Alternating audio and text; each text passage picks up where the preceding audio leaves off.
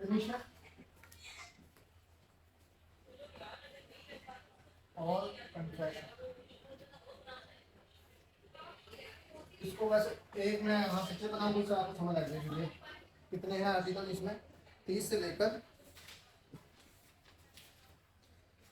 45 तक।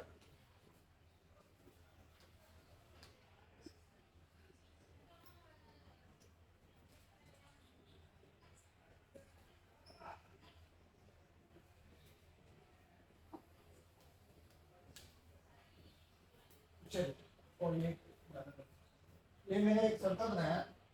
इस सर्कल के अंदर ही कंफेशन है। तो इसका मतलब ये है कि are the admission are confession but are the confession और नॉट एडमिशन।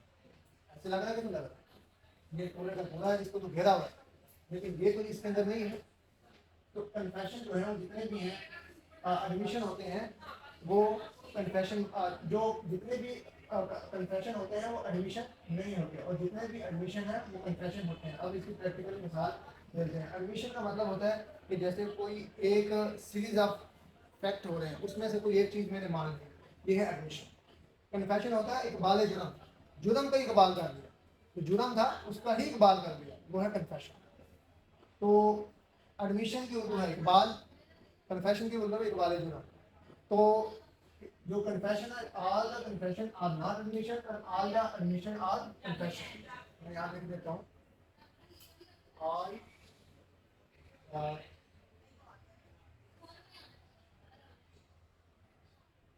confession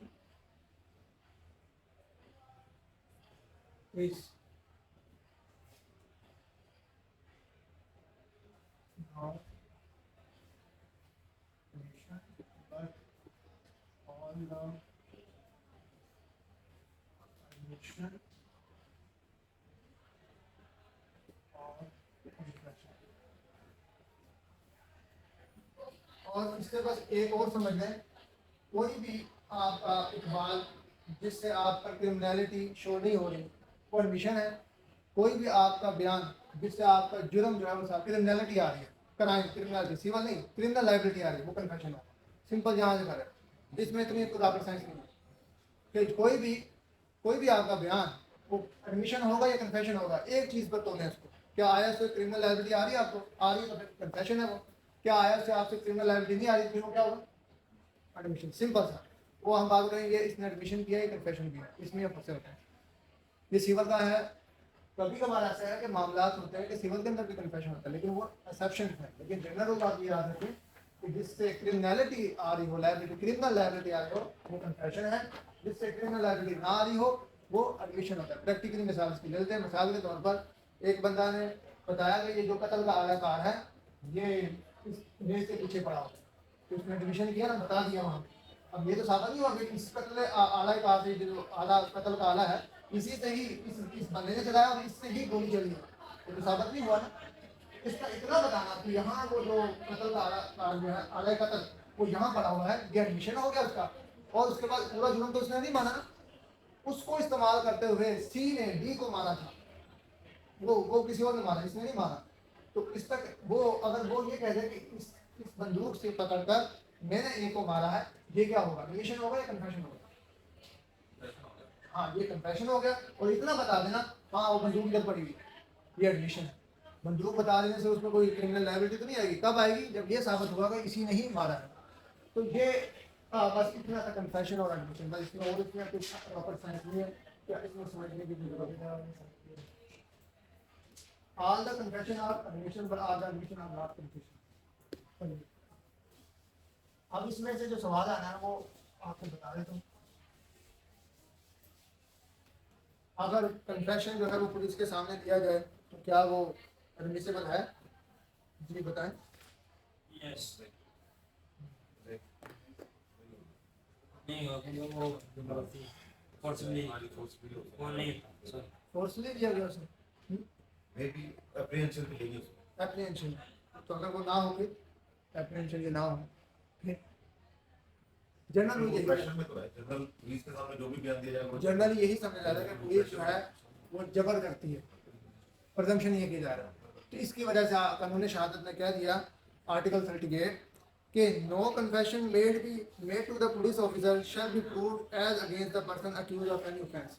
कानून ने ये कह दिया कि कोई भी वो कहेंगे चोरी तो की थी है, वरना तो वो हो गए यार ना कहा तो ये सारी रात मारते नहीं करने, हाँ हाँ मैंने किया है, ये लाख रुपए भी मैंने उठाए थे, सब कुछ उठा लिया, कोर्ट में आके था मैंने तो कुछ नहीं किया। वो पुलिस कांस्टेबल कहेगा इसने रात सब माना, ये देखें उठे भी लगा रखे हैं, बोल के कि तुम्हें ये ब्लडी तुम्हें ये नहीं पता कि ये पुलिस के सामने बयान देना जो है वो कन्फेशन दो एडमिसिबल नहीं है। अच्छा मुझे नहीं पता, तो वो जो मर्जी उससे कलवा ले, हाँ मैंने कत्ल किया सब कुछ, लेकिन उससे कोई फर्क नहीं पड़ेगा। अदालत में आके कहेगा और अदालत में आके भी कह दे लेकिन उस पर जबर हो तो उस पर भी कन्फेशन उसका माना नहीं जाएगा। यही तो बता रहा वो 37 ये कहता है confession cause by inducement threat promise when irrelevant in criminal proceeding. अगर अदालत में आगे जी तुमने ये बयान दे दो तुम भले गए तुम्हारे मान लो सारा कुछ, मिसाल के तौर पर एक डिफेंस के घर में कत्ल हो गया तो उनके मालकान कहते हैं जो उसके चौकीदार को तुम सारा कुछ मान लो अपने पर ले लो, तुम्हारे जो घर वाले उनको हम अमेरिका भेज देंगे, तुम्हारा बेटा यहाँ पढ़ेगा। वो जाता है अदालत के सामने, जी ये फैज़ अली को मैंने मारा। तुमने मारा? तुमने कैसे मारा? मैंने मारता इस ये पिस्टल से मैंने मारा। हाँ तो देख लो तुमने मारा कि वो हालात वाकई लग नहीं, लेकिन कहना जी मैंने मारा जी, दो मुझे सजा। अब पीछे पता लगा कि पीछे इसके पीछे इंड्यूसमेंट कोई वादा किया होगा, अदालत को पता लग गया। अब वो कहीं भी जा रहा अदालत में कि भाई मैंने मारा, उसकी बात के कन्फेशन को नहीं माना जाएगा। ये जरूरी नहीं कि अदालत के सामने जो कुछ कह दिया वो भी जो है कन्फेशन होता है। और एक बार इसने कन्फेशन करा है जी मैंने फैज़ अली को मारा था, असल नहीं मारा उसने, उसके बाद नहीं मैंने नहीं मारा, तो उसके बाद वो रिट्रेट नहीं कर सकता, हाँ ठीक है मैंने नहीं मारा। तो कोर्ट उसको कोई ये नहीं कहे कि हाँ इसने कुछ नहीं बोला, फिर दोबारा कहता है नहीं मैंने नहीं मारा था, फिर कोर्ट उसको मान लेगी। लेकिन इस तरह भी यही ना बना ले कि एक बार माना एक बार नहीं माना। लेकिन लॉ ये कहता है कि अगर वो कर लेते हैं आप उसको इस पर जो है ना वो ये नहीं करेंगे कि ये झूठ बोल रहा था पर्जरी का केस उसको कर दें, नहीं किया दोबारा वो कर सकता है। उस वक्त स्टेट ऑफ माइंड नहीं है उसका इस तरह का कि भाई वो मान रहा, उसको हालातों वाक़या दबाव में भी हो सकता है, उसने अपनी बात को डिसोन कर लिया, इसका मतलब वो इस पर दबाव था, प्रजम्पशन है कि दबाव था उसके ऊपर। अब आर्टिकल जो कन्फेशन के हैं वो 37 से शुरू हो रहे हैं। Confession caused by inducement threat and promise and irrelevant, ये कर रहा है। Admission is border categories. फिर इसके बाद जो आ गया confession by the police officer not to prove. ये एक सवाल आया था एक बारी कि अगर कन्फेशन जो है वो अगर पुलिस के सामने हो वो क्या है, वो रेलिवेंट होगा, इररिलेवेंट होगा या ए एंड बी या नन ऑफ दीज। तो आप ये कहेंगे कि इररिलेवेंट, वो माना नहीं माना। No confession made be police shall be proved against the person, नहीं किया जा सकता, शैल का लफ्ज़ इस्तेमाल हो गया। ये जो है जब लॉ ऑफ एविडेंस बन रहा था तो अंग्रेज़ यहाँ रूल कर रहे थे तो उन्होंने ये इसमें डाल दिया। हालांकि इंग्लैंड के अंदर जो है पुलिस के सामने अगर कोई कन्फेशन करता है वो एडमिसिबल है, एडमिट है, तो उसके खिलाफ जो है पेश किया जा सकता है, एज आ एविडेंस पेश किया जा सकता है, लेकिन यहाँ नहीं है। लेकिन इंडिया के अंदर जो है अब वो जजमेंटें आ गई कि अगर एसपी के सामने, हायर अथॉरिटी के सामने अगर वो करता है तो प्रज्यूम ये कह जाता है कि हायर अथॉरिटी से कोई जबर नहीं होगा इस तरह, तो वो माना जाएगा। हाँ हालात वाक़या देखे जाएंगे उसके अंदर भी, क्या इसके ऊपर कोई जबर तो नहीं था, क्या कोई क्वेश्चन तो नहीं थी, क्या कोई क्या कहते हैं कोई इंड्यूसमेंट तो नहीं था, कोई वादा तो नहीं उससे दिया जा रहा था, तो वो देखा जाएगा सारा। लेकिन अगर इस सारी चीज़ें क्लैरिटी है तो इस प्रोविजन के अगेंस्ट जाकर भी उसकी कन्फेशन को माना जाएगा। ये एक फर्दर प्रैक्टिस की बात है। आगे जी confession by the accused while in the custody of the police to be proved against him subject to the article 40, no confession made by any person whereas he is in the custody of the police officer unless he made in the immediate presence of magistrate। कि police की custody में बयान जो भी confession होगा नहीं माना जाएगा अनलेस मजिस्ट्रेट वहाँ हो। मजिस्ट्रेट, अगर मजिस्ट्रेट पर ये कहेगा मजिस्ट्रेट की अदालत है, उसने अदालत के सामने वो कन्फेशन किया। आगे 40 ये कहता है कि कितना, how much information receive the accused may be prove, उसने जो इन्फॉर्मेशन दी है कितनी वो प्रूव की जा सकती है। When the fact in dispose of the discover the consequent information received from the person accused of an offence। मिसाल के तौर पर उसने कन्फेशन किया पुलिस के सामने जी मैंने मारा, तो क्या आया उसका पूरा बयान ही उड़ा दिया जाएगा कि उसमें से कोई पोर्शन हम मान लेंगे, ये पोर्शन मान लेते हैं, ये पोर्शन छोड़ देते हैं? बताएं, कन्फेशन उसने किया पुलिस के सामने, तो क्या उसका पूरा का पूरा जो कन्फेशन है उसको उड़ा दिया जाएगा कि ये एडमिसिबल नहीं है? क्या उसमें से कोई थोड़ा सा नहीं, ये वाला रेलिवेंट लग रहा है इसको मान लेते हैं, रेलिवेंट तो लेना चाहिए। रेलिवेंट ही हो, उसने मारा उसको, वो कहता कौन सा पोर्शन रेलिवेंट होगा, अब कानून बताता है। वो कहता है ऐसी कोई इन्फॉर्मेशन जिससे आपको उसके अंदर कोई एड मिल रही है, जैसे उसने बताया कि मैंने मारा है लेकिन इस आले कत्ल से मारा है। अब वो कहाँ पड़ा जी? वो पड़ा जी वहाँ मैंने उस नहर में फेंका था या वो जंगल में फेंका था, तो उसका पुलिस के सामने ये बयान इस हद तक प्रूव किया जाएगा कि जो आले कत्ल वहाँ तक पड़ा है ना, वहाँ तक मान लिया जाएगा, इसके अलावा जो वहाँ का कन्फेशन उसको एडमिसिबल नहीं किया जाएगा। तो आर्टिकल 40 ये कहता है इसके बारे में कितना पोर्शन उसका जो है, कितना हिस्सा वो प्रूव किया जा सकता है। मे प्रूव, मे का मतलब शैल नहीं है। अच्छा, इसके बाद confession made after removal of impression cause by inducement thread, वो कह रहा है कि अगर वो कोई कन्फेशन उसने किया है और उसके अंदर से वो इंड्यूसमेंट जो वादा कोई थ्रेड जो उस पर हो रहा था, प्रॉमिस कोई से किया रखा था, अगर वो निकाल दिया जाए तो फिर वो रेलिवेंट, बिकम रेलिवेंट, फिर रेलिवेंट हो जाएगा। अब वो यही ना सेक्शन में बता रही है, ये चीज़ अगर है तो फिर इरेलीवेंट है कि वो माना नहीं जाएगा, अगर ये चीज़ें निकाल दी जाए तो फिर वो रेलिवेंट हो जाएगा। ये देखें, confession otherwise relevant not to become irrelevant because of promise of secrecy. ये इसको उसने, if such a confession is otherwise relevant, if it does not become irrelevant merely because it was made under a promise of secrecy or in a consequence of the deception or practiced on the accused person for the purpose of obtaining it, or when he was drunk because he was made in the answer question which he need not to have answered, whether may have been form of those questions because he was not wanted to or bound to such confession, and this evidence might be given against him, provided that the provision of this article shall not be applied to trial of cases under the law range from हदूद law के ऊपर ये enforcement of confession otherwise relevant not to become irrelevant become promise of secrecy। अब उसे कह रहा है कि जी उसने promise of secrecy क्या है, जैसे वादा माफ गवाह है, वादा माफ गवाह के अंदर ना तुम ये करो तुम्हें ये फायदा देंगे, तो इस वजह से उसकी वो जो उसकी जो कन्फेशन होगी या उसकी जो गवाही होगी उसको इरेलीवेंट नहीं की जा सकेगी। वो ये बता रहा है मिसाल के तौर पर, ये जो अकॉम्प्लिस है या वादा माफ गवाह बनते हैं तो उसको कोई ना कोई फायदा तो देंगे, फिर ही वो क्या कहते हैं वो बात बताता है ना, वादा माफ गवाह बनते कब है, जब उसे कहेंगे तुम्हें तुम्हारी सजा को कम कर देंगे या तुम्हें छोड़ देंगे, तुम ये बताओ। तो अब ये प्रॉमिस ऑफ सीक्रेसी नहीं हुआ, तो इसका मतलब हम ऊपर कह रहे हैं अगर कन्फेशन अगर कोई ऐसा हो जिसके अंदर प्रॉमिस ऑफ सीक्रेसी हो, कोई वादा हो, तो वो तो इरेलीवेंट है। तो उसने कहा कि नहीं, अगर इस हालात में वादा माफ गवाह जो है उसको प्रॉमिस ऑफ सीक्रेसी दे रखी है और फिर वो कन्फेशन कर रहा है तो उसका कन्फेशन एडमिसिबल है, इस बना ये एक्सेप्शन। अच्छा जी, इसके बाद हम आ जाते हैं एक्यूज्ड पर्सन इज लायबल। जी आगे आ जाता है 46 जो है वो डाइंग डिक्लेरेशन के बारे में बता रहा है। सवाल आ गया आपसे एमसीक्यू कि डाइंग डिक्लेरेशन का आर्टिकल कौन सा जी, कौन सा जी 46। आप ये थक तो नहीं गए, लगता है वो एक दो बंदे जो हैं वो तो विजिलेंट हैं, एक जो है उनको नींद भी आ रही है। अरे इनको ज़्यादा नींद आ रही है। अच्छा जी, हम 46 जो है उसको पढ़ते हैं। इसमें बड़ी ये जब से सर जेम्स स्टीफन जो है इसको ड्राफ्ट कर रहे थे, सर जेम्स स्टीफन ने इसको लिखा। सर जेम्स स्टीफन की जो है ना वो जो इंडिया में जब आए थे ये, तो उनको ये टास्क दिया गया था कि आप जो है ये लॉ ऑफ एविडेंस जो इंग्लिश क्रिमिनल लॉ है उसके देखते हुए जो है ना आप हमारा यहाँ कानून यहाँ का जो एविडेंस एक्ट है ना उसको बनाया। उन्होंने ये पूरे बड़े शरीर का दौरा शोरा किया, वहाँ का जो है टूर किए और वहाँ का सारा, ताकि हालात वाक़यात पता लगे। लॉ को किस पे इम्प्लीमेंट करना है, बंदों पे। अगर बंदे की साइकी के खिलाफ होगा तो वो मानेंगे नहीं। उन्होंने उसमें देखा, तो उसमें उन्होंने उनकी वो जो मिनट्स है ना उनको मैंने पढ़ा, उसमें लिखा कि जब मैं KPK की तरफ गया इस इलाके में, तो मैंने वहाँ देखा कि लोग जो है वो उनके जो मामला है ना उसके अंदर वो झूठ नहीं बोलते। मिसाल के तौर पर जो परिया पंचायत की बात है उसके अंदर ये झूठ नहीं बोलते, अना की बात समझते हैं और उसमें नहीं ये पीछे हटते। लेकिन जब मैं इस इलाके में नीचे की तरफ आया, जनूबी पंजाब की तरफ, यहाँ मैंने देखा कि लोग पंजाबी जो है इतने वो हैं कि मरते मरते भी झूठ बोल रहे होते हैं, ये ऐसे बन गए हैं।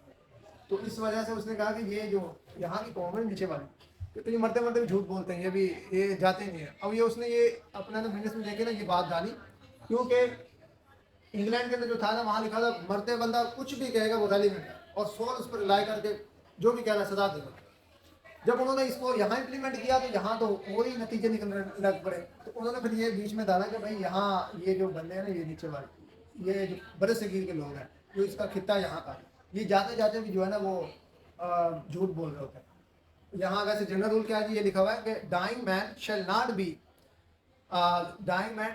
Meet no, dying man shall not meet his lord with his mouth, कि जब एक बंदा मर रहा होता है अपने लॉर्डशिप को जो है अपने खुदा से जब मिल रहा होता है तो उसके मुंह पर जो है ना कोई झूठ नहीं होता। जैसे मुसलमान हो गए कलमा पढ़ो वो उसका बना, लेकिन वो कहना चाहते तो इसने मारा था, इसने जायदाद ले ली थी, जाते जाते भी जो है ना फंसा रहा होता है कि हम मैं तो जा रहे हैं 10-15 नाल ला के जाऊँगा, तो उसको कह रहा था।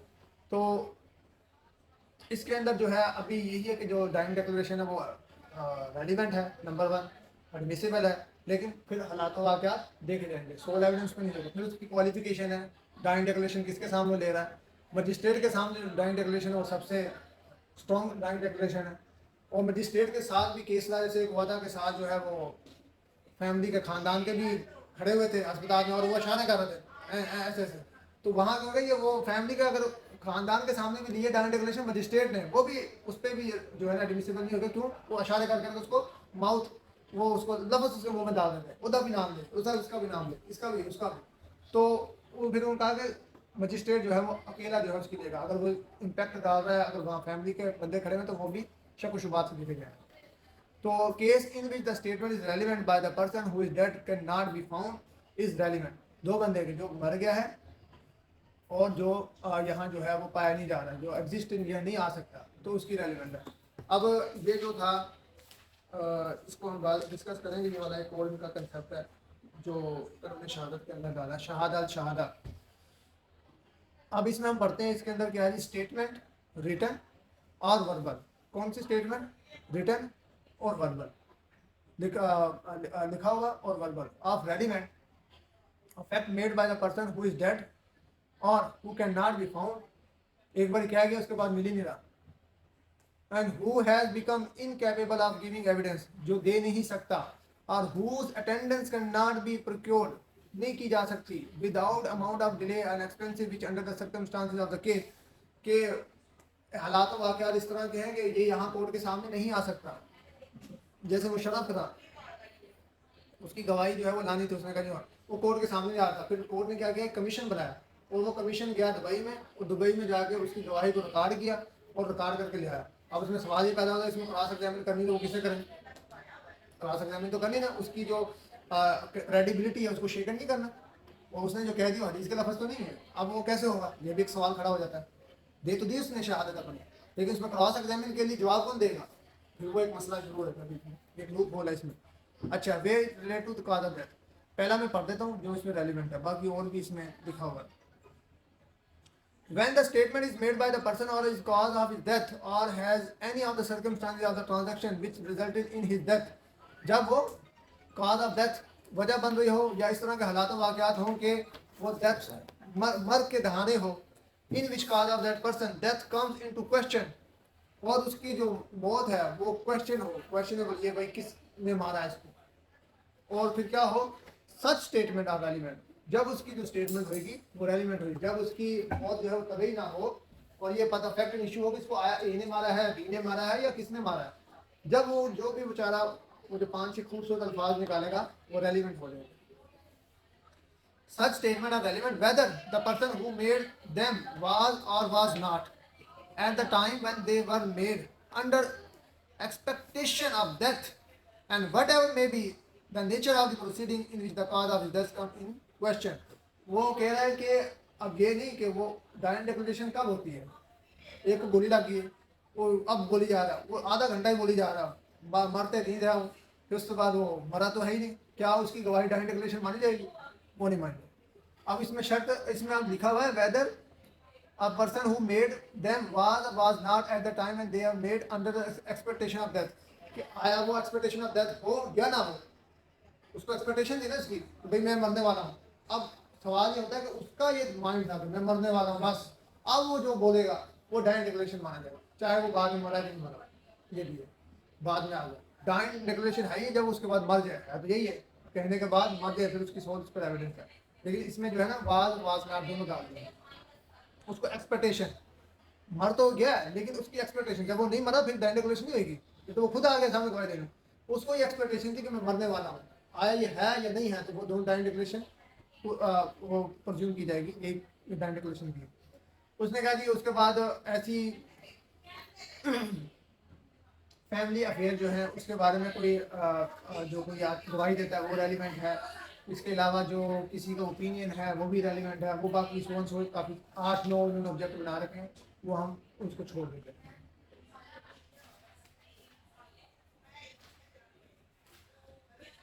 अच्छा, ये जो है इसमें एक बड़ी इंटरेस्टिंग सी इलस्ट्रेशन है, ये इसकी इलस्ट्रेशन नंबर N, कौन पढ़ेगा? ये काफ़ी इंटरेस्टिंग चीज है, इस पर केस भी हुआ था, पुराना केस 1800 के जमाने में।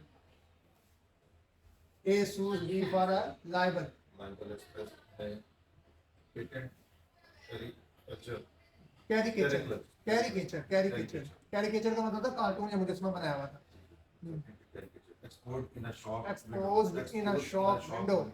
The question is as to the similarity of the caricature and its libelous character.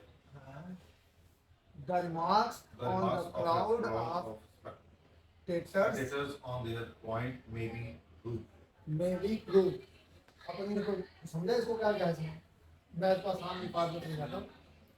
एक मुजस्समा बना हुआ था कैरिकेचर, जैसे भी किसी का मुजस्समा, सदर साहब का मुजस्समा बना हुआ वहाँ, और एक बंदा उस पर कमेंट्स कर रहा था, और ये कैसा बना, इसकी नाक कैसी बनी, टेढ़ी बनी है। और इसको सुनकर 5 बंदों ने जो है कहका लगा, हाँ हाँ हाँ हाँ हाँ। तो उनका वो कहका लगाना रेलिवेंट है, क्यों? उन्होंने एक अपना एक एक्सप्रेशन स्टेट ऑफ माइंड था, उन्होंने एक्सप्रेस किया, तो वो भी एक रेलिवेंट है, उसमें ये बताया गया कि वो भी रेलिवेंट है।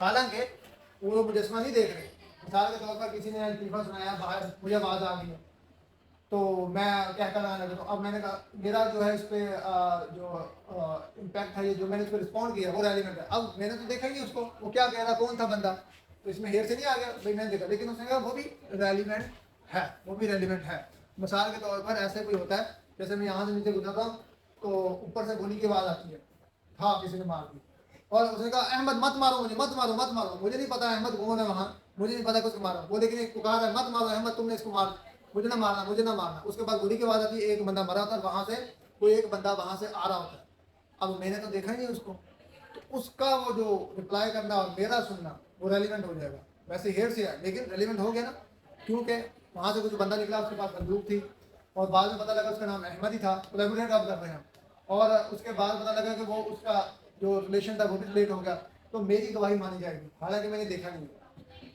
मिसाल के तौर पर एक और मिसाल, एक बंदा जो है फुटपाथ पर पड़ा हुआ, एक्सीडेंट हुआ पड़ा है, तो मैं क्या कहते हैं, और वहाँ से बस एकदम गुजरी, उसने कहा कि एकदम ये बस वाला मेरी टांग तोड़ के चला गया। अब मुझे नहीं पता उसने टांग तोड़ी कि नहीं तोड़ी, लेकिन उसने इस तरह हवाला दिया कि ये बस वाला मेरी टांग तोड़ गई, मुझे नहीं पता। अब वो जो है मेरा सुनना, मेरी गवाही मानी जाएगी, हालांकि मैंने खुद नहीं देखा उसको कि इसने मारा कि नहीं मारा।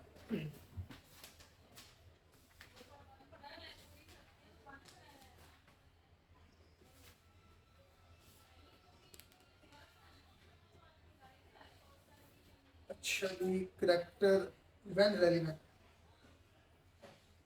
67 निकालेंगे।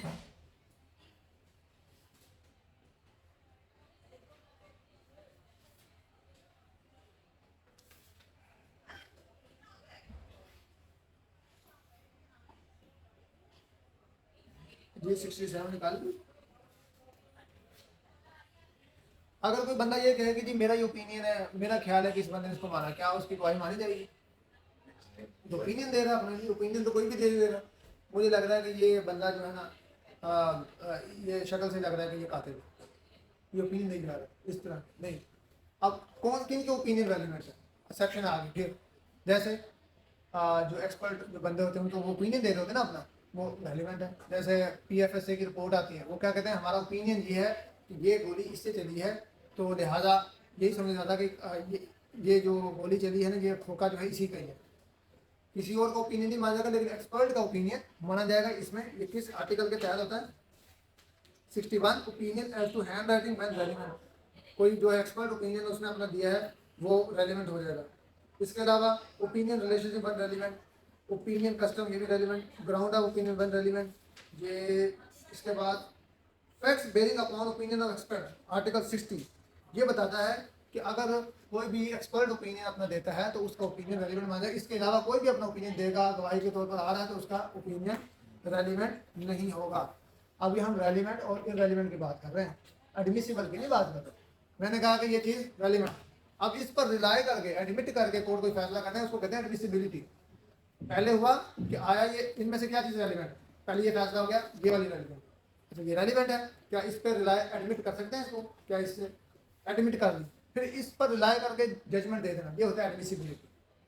रेलिवेंट इररेलिवेंट होना ये पहला क्वेश्चन है कि इनमें से क्या रहना, ये रेलिवेंट होगा, इसका मतलब ये नहीं कि ये आइडिया अब बन गया एविडेंस। प्रूफ कब बनेगा? When it confirm the claim. Evidence का मतलब है it support the claim, support कर रहा भी एविडेंस क्लेम। लेकिन जब ये मेरे क्लेम को प्रूव कर देगा तो फिर इसको एडमिसिबिलिटी पे। अच्छा जी, मैं 67 कह रहा था, in criminal cases previous good character relevant. In criminal proceeding the fact that the person accused is the good character is relevant. Good character relevant है। अब देखें बैड कैरेक्टर रेलिवेंट है, 68 में लिखें previous bad character is not relevant. तो ये एक जो है आपकी इंफॉर्मेशन भी होगी, कानून का पता लगेगा जो किसी का बैड कैरेक्टर उछालता है, जैसे खुला के अंदर और इसके अंदर जो है ना कैरेक्टर को उछाला जाता है काफी, तो उसके अंदर हम कहेंगे इररेलेवेंट ऑब्जेक्शन लगा देंगे उसको।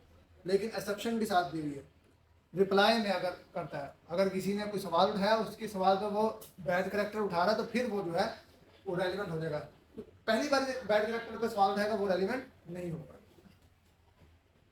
अच्छा, इसके बाद 70 जो है ओरल एविडेंस आ गया। अब वो आया ओरल एविडेंस और डॉक्यूमेंट्री एविडेंस। इसमें से भी एक दो क्वेश्चन आ जाए।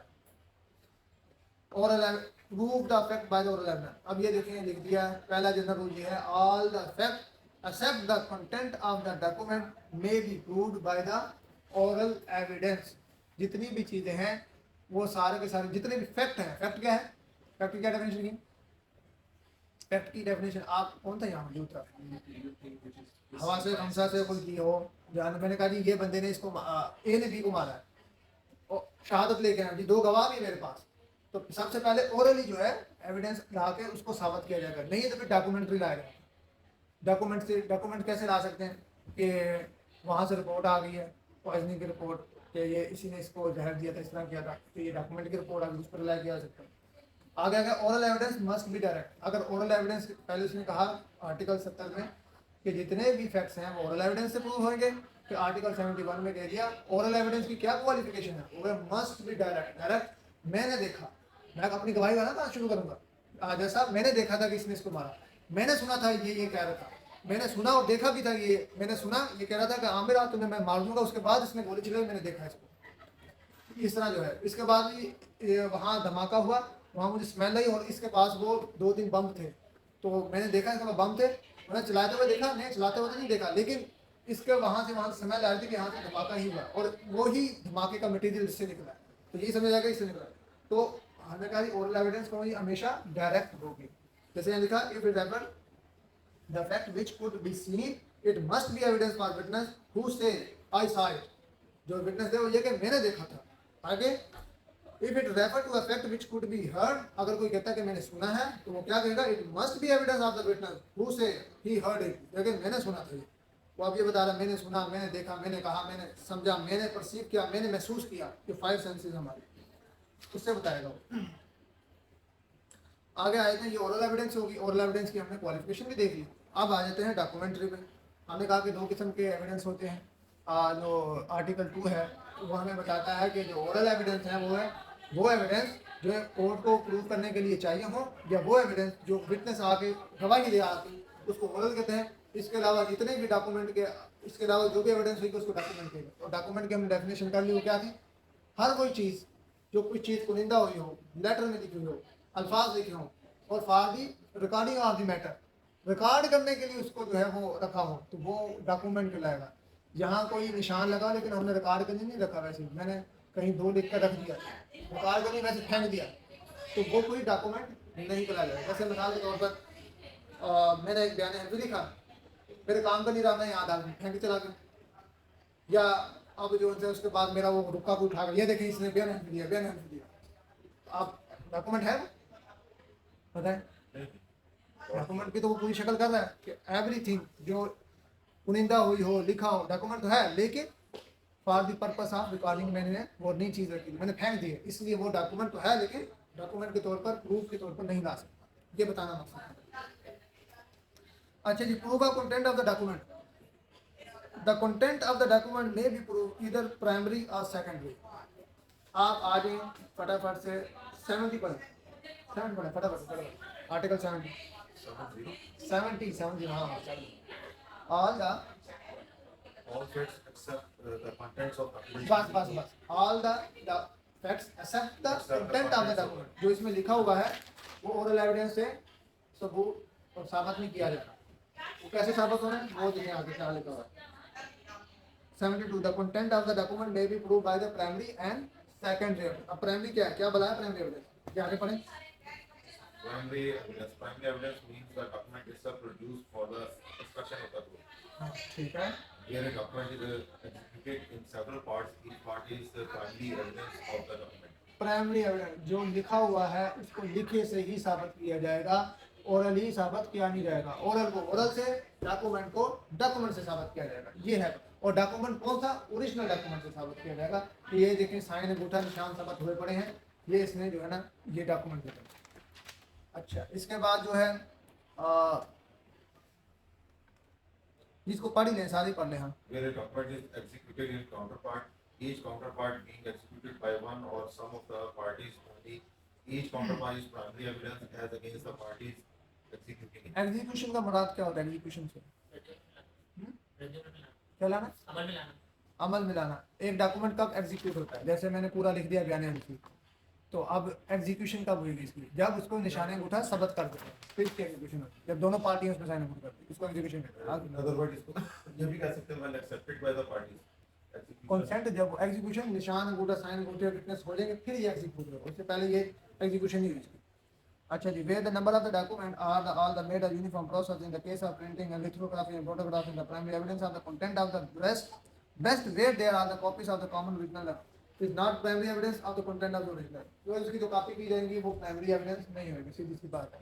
और ये सिंपल रूप तो यही है कि जैसे ओरिजिनल की जो है वो फोटो कापी जो है वो सेकेंडरी एविडेंस है, लेकिन कभी कभार जो फोटो कापी भी है वो भी प्राइमरी एविडेंस होती है, लेकिन जनरलाइज है। सेकेंडरी एविडेंस क्या है, पढ़ें जी 74 सर्टिफाइड कापीज, मुसद्दका नकल जो हम सारा दिन गालू में निकालते रहते हैं, Given under the provision. सिर्फ एक मोहर लगी है इसमें तो वो सर्टिफाइड होगी, तो बस सेकेंडरी को मानी जाएगी। Copies made by the original mechanical process उसी तरह बनाएगी जैसे पहले बनाएगी। जैसे मेरा एक एडिशन आया, अब दूसरी मेरी किताब का जो एडिशन होगा वो भी प्राइमरी एविडेंस है, सेकेंडरी एविडेंस नहीं होगा, कॉपी नहीं हो रही, उसी तरह जो है मैं प्राइमरी के तौर पर बना रहा हूँ उसको।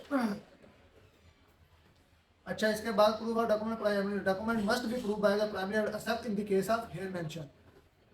सारे के सारे जो डॉक्यूमेंट है वो प्राइमरी एविडेंस से साबित किए जाएंगे, एक्सेप्ट नीचे लिखा हुआ है कौन कौन से जो है सेकेंडरी से किए जाएंगे।